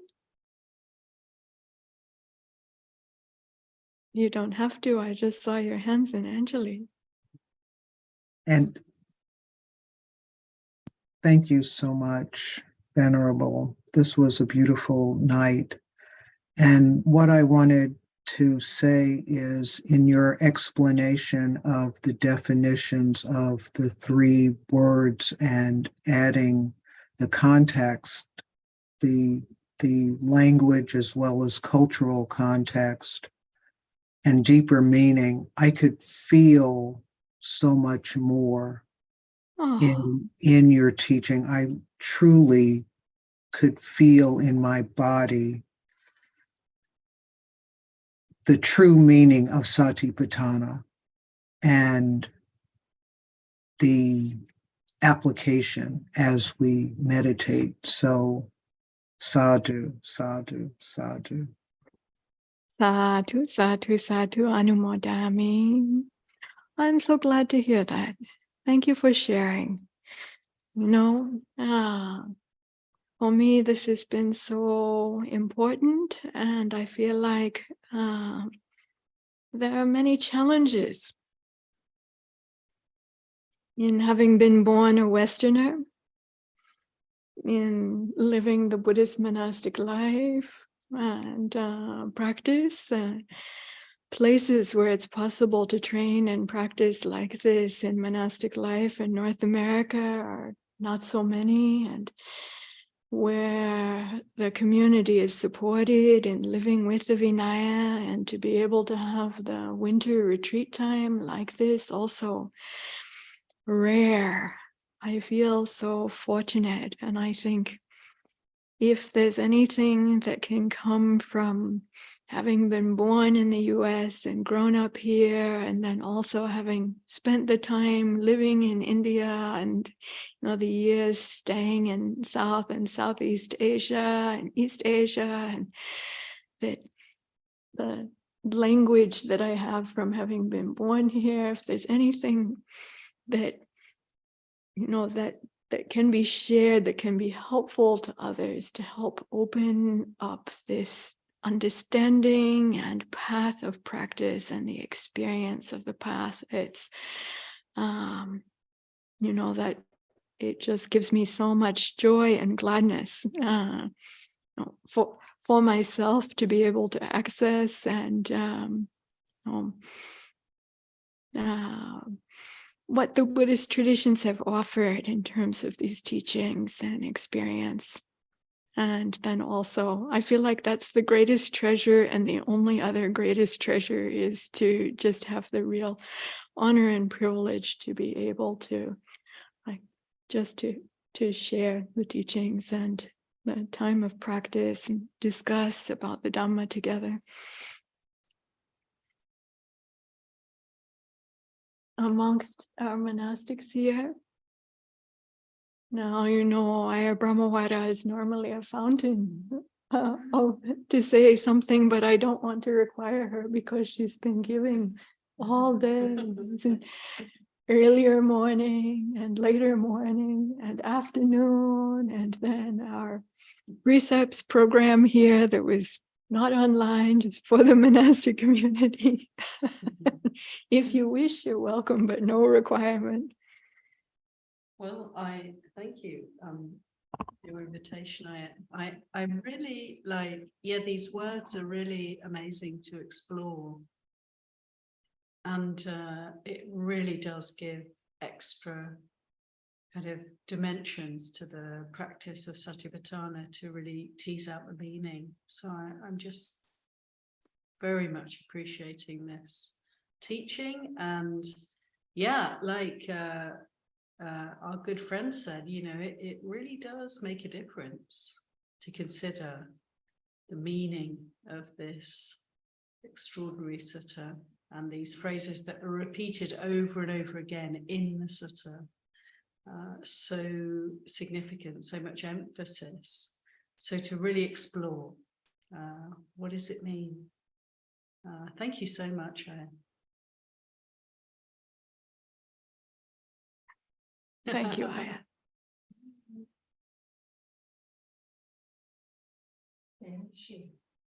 Yes, please.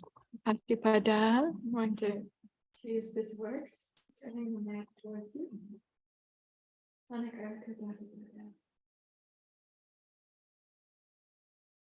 Growing up in a Brahmin home and being taught the Vedas, Upanishads, Bhagavad Gita, Mahabharata, Ramayana, especially the Srimad Devi Bhagavatam. What you brought tears to my eyes today, because I saw your eyes shining several times during my speaking. The light of her eyes was like coming out. you lit me up from the inside out, because everything that I've been taught, you connected to the practice I'm doing now. The Buddha grew up in an India where the education of boys was about the religious texts.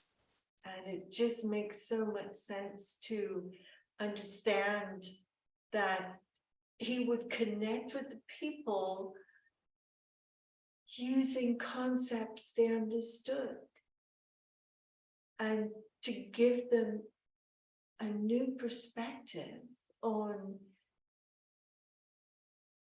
why they value darshan and why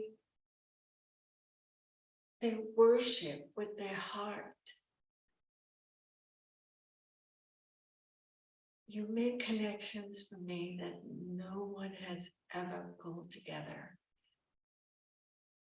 And I finally feel like the teachings I've had all of my life isn't separate from what you're teaching me here. And I thank you for that so very much. I'm so glad to hear that. Those who are online couldn't hear earlier on because the mics weren't working. I went out a couple of times, but I told everyone who was here that originally on the Uposatha, the teaching is just for those who have, physically gathered together. And this is also for them, means for you, for those who are here physically together this evening, as well as those who are joining online together. the way things are set up, it can seem like this is a presentation for online. And the monastic community is like an audience or something, but my thought from the very beginning was very much also number one for those who are here. And second number one for everyone who's online.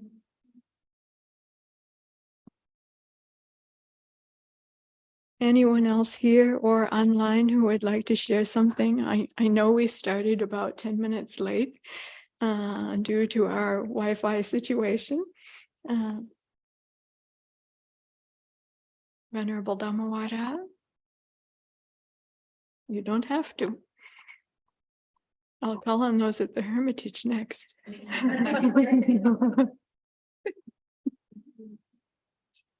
I can barely see them smiling in the little box.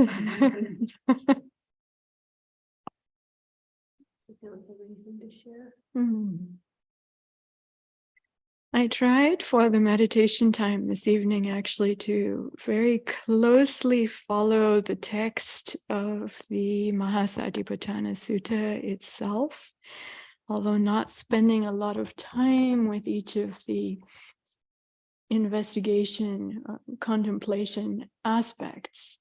So very, very tiny time. I know you've been learning, and 32 parts of the body, then you've been hearing from Ayya Brahmawada and working with, and whether 4 great elemental properties or 6 great elemental properties also you've been hearing and you've been working with, and so many of these I know you have. And yet also in the sutta there's a way that what I was calling the home base or the refrain can disappear with the ellipses.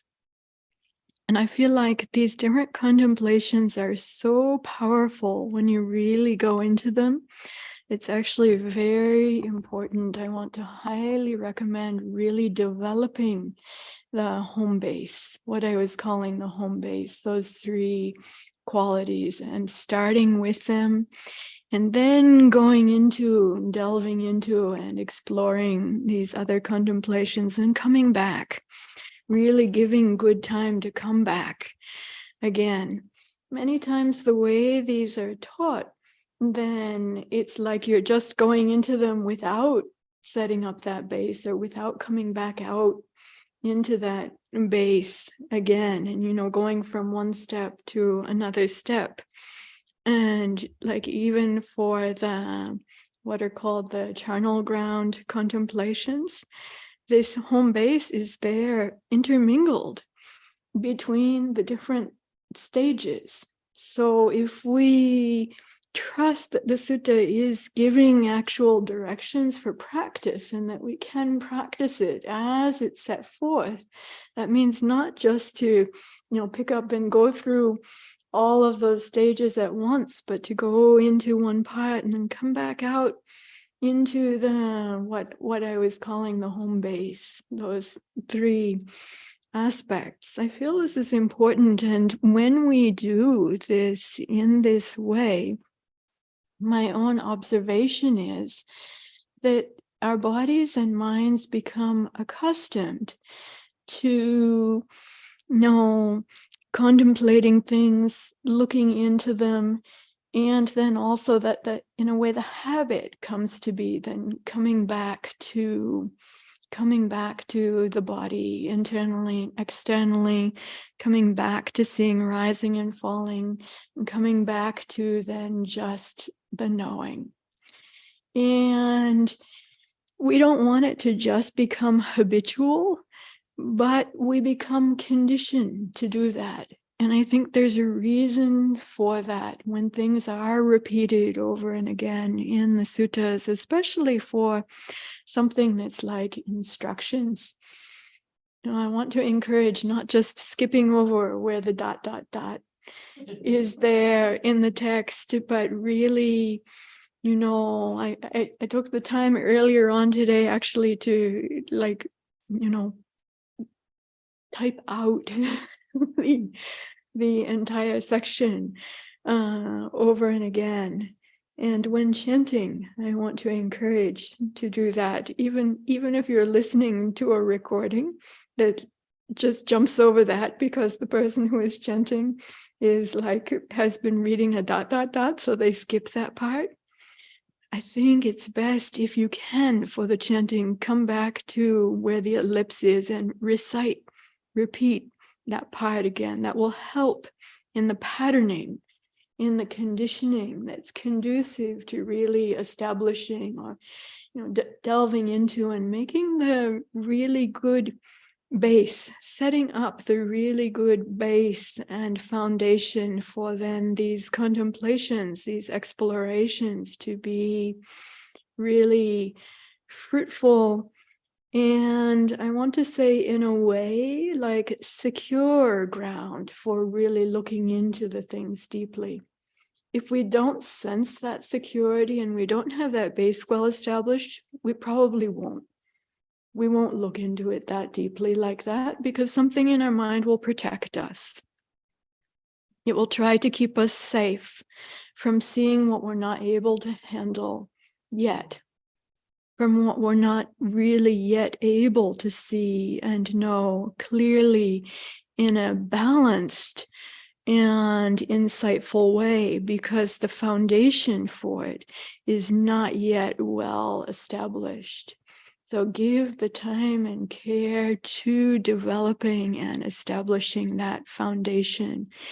And that, I think, really, when you know that, there's a sense of, I don't know if security is the right, safety or security is the right word, but when you know you have a home base that you can come back to, that's like going to be available to you as long as you have consciousness. If you're unconscious, maybe not. But we hear even from the people who are in the coma. Our good friend who was on earlier on today was in a coma for a period of time. So she's considered to be unconscious, but actually her report was that she's conscious. She is aware. She had awareness. She had perception during the time of being in the coma. She's very sensitive to the hearts of other people and could tell what they're thinking, even about her and about things during that time. So all of that perception, awareness, consciousness was there, even while being technically, medically unconscious, even in a coma, right? So as long as you have awareness, some people say, no, but you need a body for this. But if you look at the three factors of this base, then yes, if you don't have any body perception, then the first one is not going to be available. But if you have consciousness, the second one will be available, and also the third. And so knowing that you can return to this being habituated to, I think, really gives, it really helps develop and establish. And the idea of the Satipattana being also foundation, the establishment and foundation aspect is very deep in the Pali text traditions, teachings, and practice. Even if it's not completely along the lines of the Uposatha, as in the Indic and South Asian context in which this teaching was originally, I believe, developed and taught and practiced to fruition. But still, that's developing and establishing as foundations, as basis, is big in the Pali text tradition. And I think there is value, big value in doing that. Last call, Ananea, I see you there now. Greetings to you on this Magga full moon, and also to those at the Hermitage. Do you have anything you'd like to say, share, ask in our last couple of minutes together? Or Ruanti?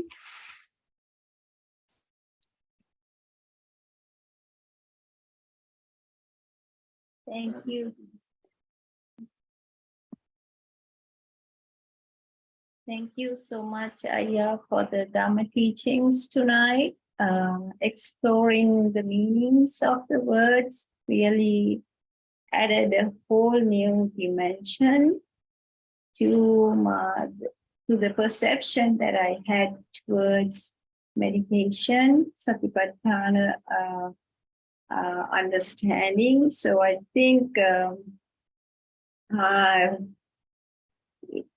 I would approach my meditation. It really kind of closed the gap rather than meditation as an exercise. I would approach it as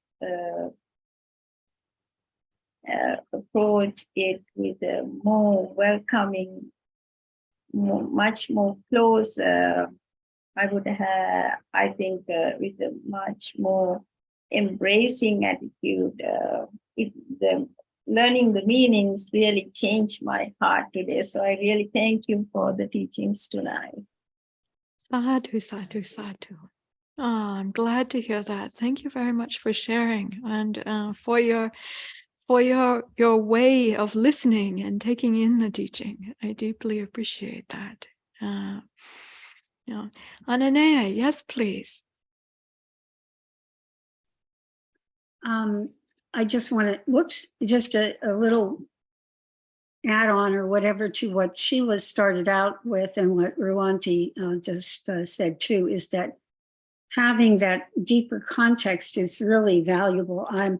For me personally, I really like historical context and what all is brought forward into the teachings. And this your explanation very specifically highlighted it's an obvious thing, which is that the Buddha was completely versed and expert in the Vedas. He had all of that teaching and understanding that he brought forward as he entered in his search for enlightenment. So he had the full background of that as a base as he pursued his way to enlightenment. And I think that's a really important fullness to be aware of, is that it wasn't just that, he wasn't an advanced being, he came in and he did all these things, but that there was a whole thing that was going on with him. It wasn't just some sort of drop in and then see the signs and then he's on his way to enlightenment. It was way more fuller than that. So bringing the language and really pulling that apart was quite good, and I thank you also for that and others' remarks. I want to say, as Bhante often says, thank you for your patient listening. I was concerned you'll be very bored that I'm just like a talking dictionary this evening.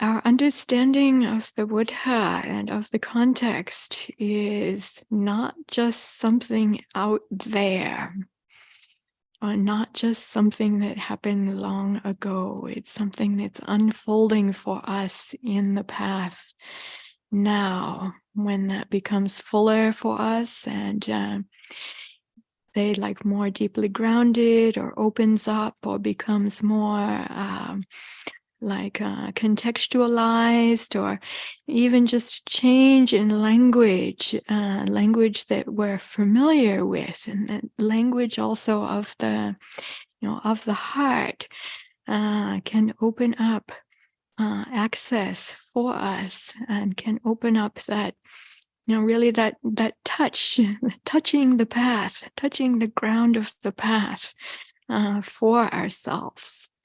And so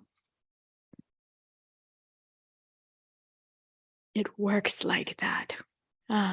So many different access points. Aneka pariyayena, as the Buddha often said, really looking for what are the access points in people's experience, in their hearts, in the way their minds are, looking out for that and then going going for that, using all these things of the context and drawing them all together into, the ground of the path of the practice. Like it's also said, the different streams then flowing into the noble stream and then all coming together in the great ocean, right? So the beautiful imagery that's also used for the Ekāyano. Let us end here now for tonight under this Magga full moon, remembering the Buddha, the Buddha's awakening, and great dedication and generosity to all of us, to thinking back to Sariputta, Mahamoggallana, Mahapajapati, all those first 500 Bhikkhunis, and 1,250 members of the Sangha gathered together. All the members of the Sangha now also in the Buddha's way, Buddhanubuddhang, now down to this day, alive in our world on this full moon night tonight. Just like to think about receiving all the blessings of the Buddha, the Arahants, all our Kalyanamitas and benefactors, and then also sharing blessings back for our efforts through our Patipada Puja, to offer our veneration through the offering of our practice back to all of them and to ourselves. And if there are any blessings that can be shared with those who are our guardian angels, our benefactors, in so many ways, I want to think about sharing merits and blessings with them. All those who are still alive, those who have already passed away, our ancestors, also those who are still coming into our world and to be born, that the Dhamma and path of practice be present in our world is an enormous blessing. May we also hold all of these merits ourselves and really galvanize them, activate them and apply them, be generating and investing them into our own well and rightly applied effort, our cultivation, our training in the Satipatthanas and Ekāyano, in the Ekāyano way, that we experience the fruits, progressively experience the fruits of the path for ourselves. We dedicate to this individually and collectively as a community, near and far. I'd now like to chant the verses of sharing and aspiration and invite our monastic community and anyone who knows these verses to join in together, thinking of all our benefactors, also all the leaders in our world. I want to share blessings with them, as much as possible. And if we have any karmic debtors, anyone with whom we have any unresolved issues or business, think about sharing merits and blessings with them for the pacification, reconciliation, bringing to peace, healing, release, and freedom with blessedness. Now let us chant the verses of sharing and aspiration. The goodness that arises from my practice. May our spiritual teachers and guides of great virtue, our mothers, our fathers, and our relatives, the sun and the moon, and all virtuous leaders of the world. May the highest devas and evil forces, celestial beings, guardian spirits of the earth, and the Lord of death, may those who are friendly, indifferent, or hostile, may all beings receive the blessings of our lives. May they soon attain the threefold bliss and realize the deathless through the goodness that arises from our practice.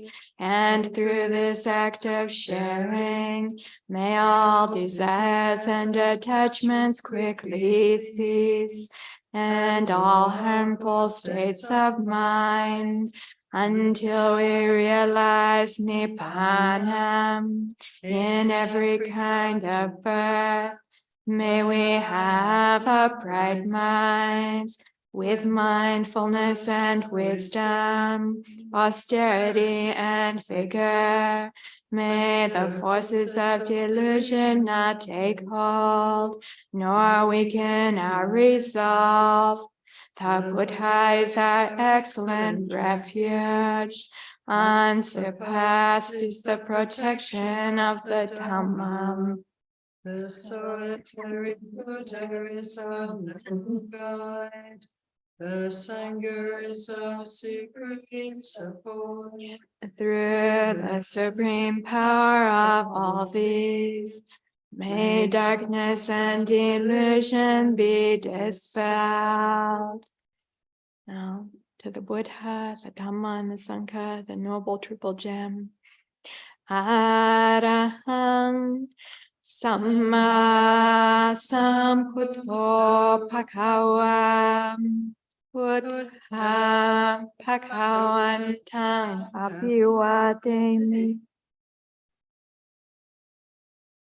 Sawakato Bhagavata Dhammam Dhammang Namasami. Supatipanno Bhagavato Sāvaka Saṅgham Saṅgham Namami.